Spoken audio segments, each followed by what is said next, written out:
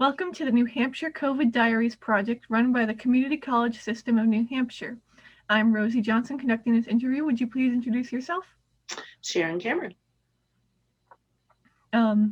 This is my driver's ed instructor who still teaches driver's ed now during this pandemic. Do you have a story to share about how that's changed your life?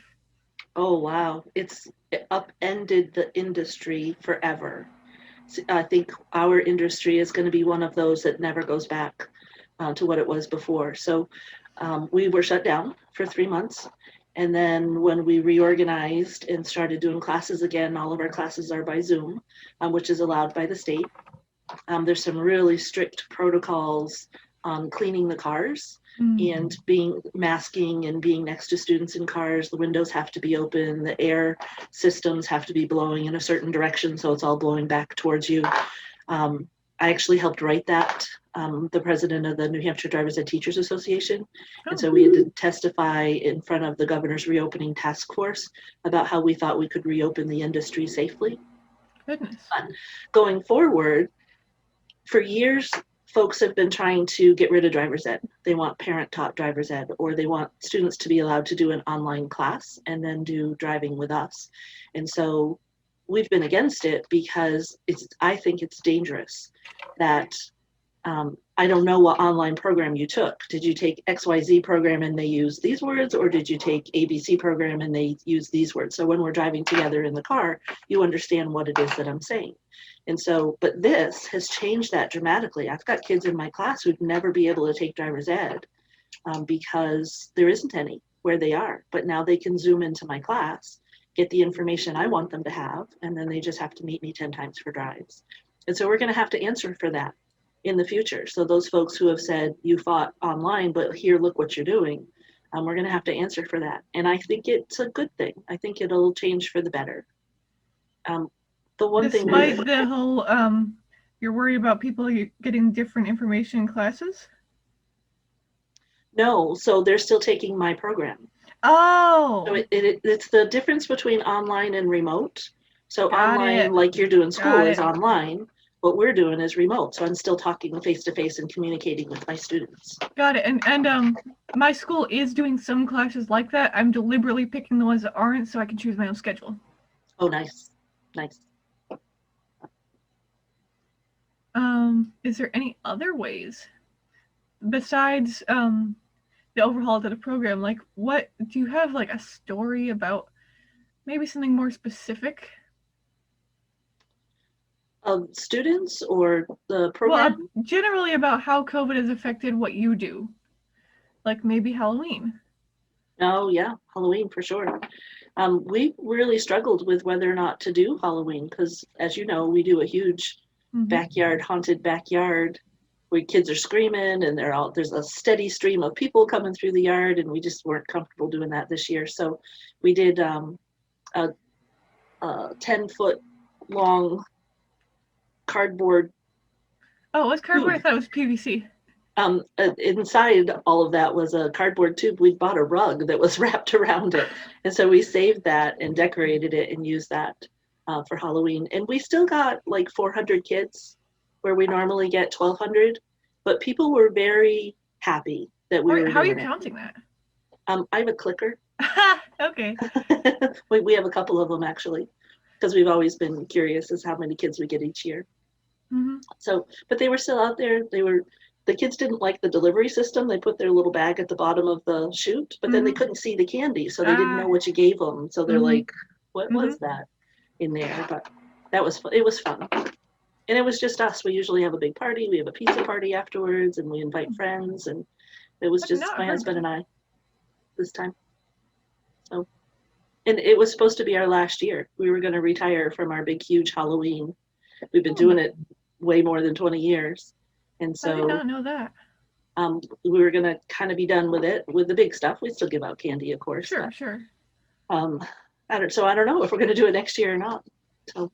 Well, I remember there was one time I visited your house trick-or-treating, and you just had the stuff on the porch. You didn't have anything behind the house. Do you think maybe you'd go to that? Yeah, I think we'd just do something out front. Yeah. Something much smaller. 3 years ago, we built a haunted house in the backyard. I remember. I think I went through that. Yep, that was fun. 2 years ago, a lot of our decorations got broken because it was really windy. Oh And yeah. so, yep, so they're not. Yeah, no, that was the night I had to like. I should have dressed as Mary Poppins because I had an umbrella and because it was raining and the umbrella kept trying to blow me around. Yep. No, it's no fun when the weather's not good. But yeah, very different during COVID times for sure. Mm-hmm. The weather wasn't great then either. Mm-hmm. Yeah, I know. I've seen when I'm out driving around for whatever reason, I'll see the cheese head on the car sometimes, the little driver's ed sign. Yep. One of you called it a cheese head. I don't remember who. Yes. Yep. The cheese head. And I'll see people in the front with masks on, and it's a bit of a relief to me to know that I got through driver's ed before that started. Yeah, it was really a big concern to be sitting side by side in the car, but we're feeling pretty safe. We've really cut down our bubble. So each of us are working with less than 10 kids at any given time. We're doing one class at a time. So our exposure is pretty small, and we have one couple that we do things with, but other than that, we're not going out. We're just staying home, staying safe for now. Getting kind of used to it, actually. I don't know if that's good or bad. Well, there's degrees of use to something. Yeah. We really miss family. We have some family members who've had babies over the last couple of years, and we're missing it. We don't see them, and so we don't see the kids growing up, which is kind of sad. That is. Callie told me she misses coffee hour. I interviewed her too. Yep. I miss singing at church, for sure. Yeah, singing over Zoom really never works. No, not at all. I mean, maybe if you got a soloist and you hope everybody else's internet connection is good enough that it all comes through and doesn't sound crackly or robotic. Right. And everybody remembers to mute. That's a problem. It's been an interesting problem, but that's one reason I haven't actually been attending the church Zooms. It's so much not the same that it kind of hurts. Yeah, it does. It's difficult. I go sometimes, but I don't go all the time. I wonder when we'll get back to church. Well, it still won't be totally the same because Becca's gone.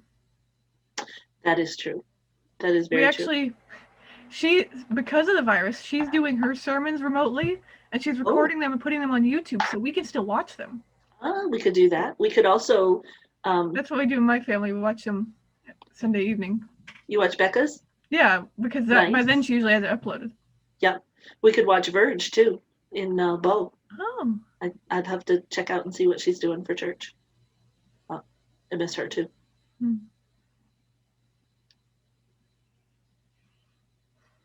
Did you have other questions? Well, we're really just trying to get people's stories about how the pandemic has affected lives throughout New Hampshire. I thought a driver's ed teacher would be an interesting perspective that not too many people are thinking of. Yeah, we broke over the summer, honestly. We worked so hard. We got shut down. We've never been unemployed in our lives. I didn't think we'd end up on unemployment, for heaven's sakes, for 3 months. I couldn't believe that we were shut down. And then when it was time to reopen again, we had 76 students in the queue waiting for class. And we took 6 months worth of work and shoved it into 10 weeks. And it was painful. So we knew what we were doing. We knew it was going to be hard. We knew that we'd set ourselves up for long days and 7 days. What we weren't prepared for was how many people, after they signed up for class and said that they could do it, then came to us and said, yeah, but we're going on vacation. So you need to reschedule 2 to 4 drives for each student. And then they zoomed in from vacation, but then they weren't here to drive with. So we had probably 80 hours of that on top of what we'd already done to ourselves. So we just worked and worked and worked and worked till we broke, till we were exhausted. And then we went, time out. We need some time off, just a weekend. I just need a weekend. And that's when the bully parents showed up and were pretty bad, actually. Only a few. There's only a couple, but it was when you're already broken, right? You got kicked when you were down, so that was kind of tough. But it took us till October to really pull it all back together. So September 1st, we just finished these 76 kids that we taught in the summer, and we're staring down another school year, going, I'm exhausted, so. But it took us probably till October before we could finally go, I've got 20 minutes and it's okay if I sit down and read a book. It was kind of that stressful. And so, but it's much better now. It's really not stressful now.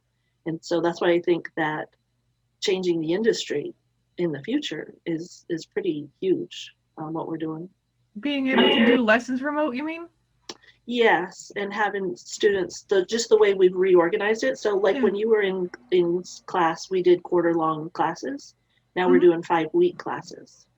And so I feel like we're not producing as safe drivers as we should be, that we've lost a little of the quality because it's too quick. There's no time to practice in between. But we can address that maybe better in the future when we have time to think about it and figure out. And I can't think of how you would remotely do the thing where you make a car out of paper and you roll it down a slope and hope that the egg inside doesn't break. Not like you did. You did the best one I've ever seen. I was looking for the picture of yours recently and I couldn't find it. And I'm really upset about that because that was probably the coolest car anybody's ever made for that particular project. All I did was think about suspension.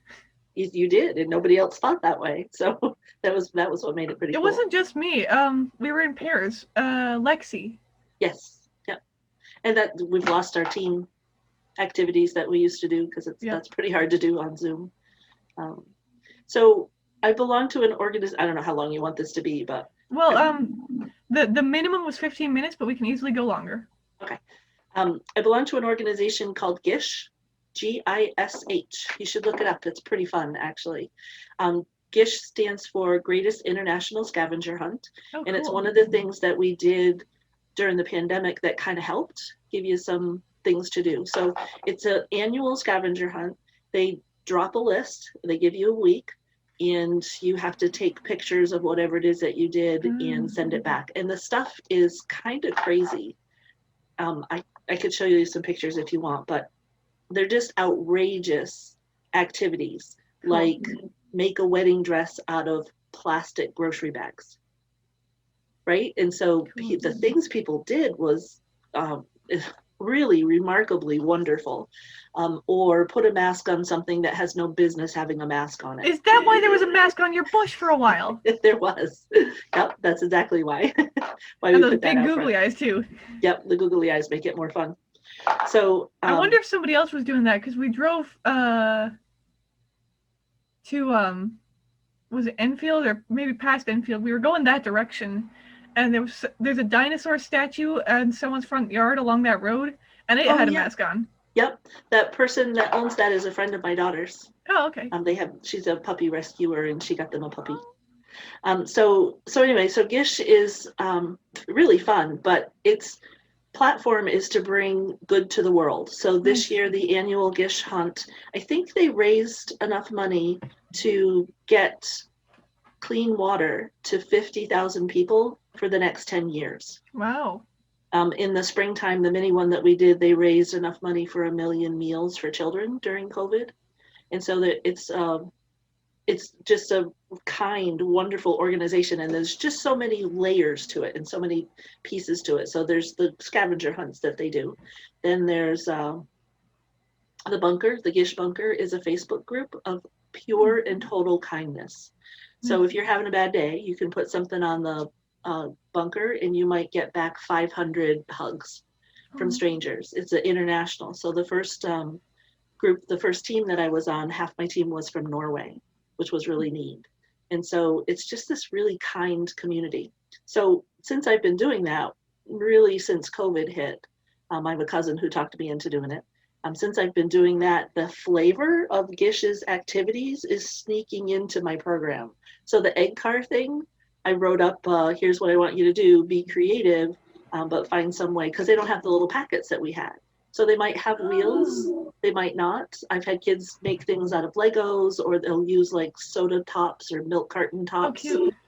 for the wheels of that sort of thing. But I'm noticing Gish kind of coming into my program a little bit from the little bit creative side, which I hope is fun for students. Wait, I'm confused. You said you started doing it during the pandemic? Yep. But then how could it have leaked into my driver's ed, which was years ago? No, not for yours. So when we went online, when we started doing this remote, like the 8-car project, I had to rethink how we're going to do it. Okay. In all of those, that makes more sense. So all of those games and stuff Yep. that we were trying to do now has just a little bit different flavor to it. So I get a lot of fun pictures. And some kids really embrace it and make like the Pine Derby cars. Oh, yeah. Yep, that kind of stuff. I have a kit for one of those sitting around. I might make something out of it. Yep. So check out gish.com. It's pretty fun.